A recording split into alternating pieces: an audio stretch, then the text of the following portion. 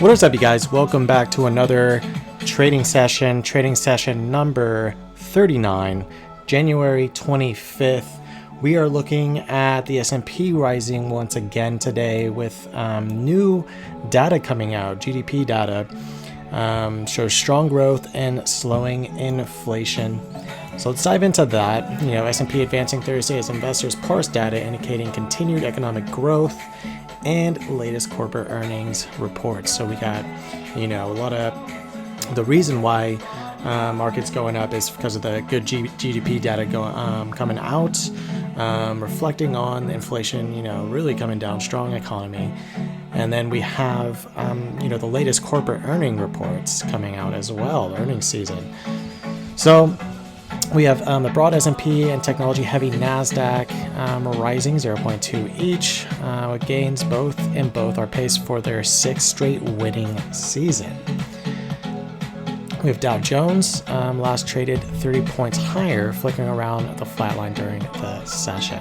So here we are right here. We have GDP data showing the U.S. economy grew at a rate of 3.3% in the fourth quarter. So Q4 2023, that's much higher than what economists have been expecting at 2%. So, that's another 1.3% that they had expectations on. We also have encouraging data, it says, on the inflation front. Like I was saying, inflation is coming back down. We need to get back down to that 2% goal for the Federal Reserve. So it says here the price index for personal consumption expenditures rose 2.7% on an annualized basis, down from 5.9% year prior. So-called core PCE, which excludes food and energy, increased by 3.2%, down from the 5.1%. So we are, really coming down, and this is encouraging for the Federal Reserve to start cutting rates. And we're not sure, when they are. No one does, but, we really need to get motivating data for Jerome Powell to really, the chair of the Federal Reserve, to really be motivated to cut that first rate for this year. We also have Tesla in the news. It's really taking a hit from yesterday. We were talking about it yesterday in trading session number 38. My prediction was it was going to come down, and it has. Retail and favorite shares slumped 12.5% after the electric vehicle maker posted disappointing fourth quarter results and warned of lower vehicle volume growth for 2024. And here's a little fun fact. More than 1/5 of S&P 500 companies have reported financials this earnings season, according to FactSet. Nearly 74% of those have surpassed Wall Street expectations, the firm data shows. So that is the news for today, January 25th. I'll leave this in the description below. So right now, right off the bat, we are looking at SPX, the S&P 500 index. So we can see it really trading above the 50-day and way above the 200-day. We saw a crossover here right around in beginning, looks like the end of November, beginning December, and it really shot up at the end of the month in at the last month in 2023, and we are seeing higher highs here on the S&P 500. If we look at SPY, the Spider Index, we see it still, consolidating a little bit here, but hopefully with the data coming out, GDP data and everything, we get a lot of investor confidence in the market to continue to do higher highs here. Right now, we are still trying to build that QQQ position, and we see consolidation right here, up and down, and we'll see if it breaks here or if it comes back down towards that 50-day, towards the 200-day. It really just depends on, what the retail investor thinks of, the economy coming forward with, like we mentioned yesterday's trading session, we have, interest rates that need to be cut. We have election year. So really just depends what the retail investor thinks. And, as a trader here, you need to understand what psychology in an investor's mind and what they will do in the future. And that's pretty much it, guys. So we right now are waiting for QQQ to get down below fair value, down to oversold values, for us to really add our position heavy in QQQ, because we don't want to buy in overbought values and all of a sudden it comes down. That's not smart. So we're looking to buy in oversold values under fair value, and then once it goes above fair value into overbought values, then we start trimming it. So that is the update on Qs. We are trying to wait for that price to come back down. It is trading at the 425 range, so we're going to pause again today on the QQQ position. Palantir we have trading at a 1657. We really want that to come above 17 again. It really shot up and then it came back down. So you can see here what Palantir shot up to a high of, it looks like 1832, and then it came right back down.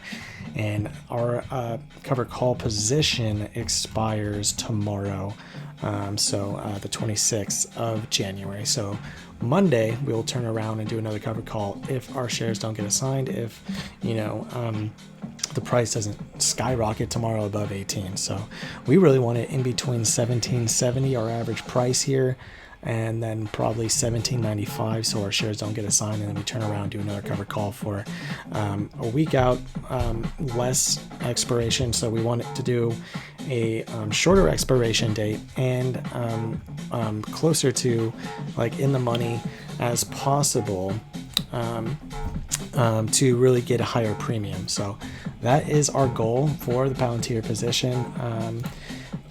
We'll see what we want to do on Monday. So that would be for Monday's trading session.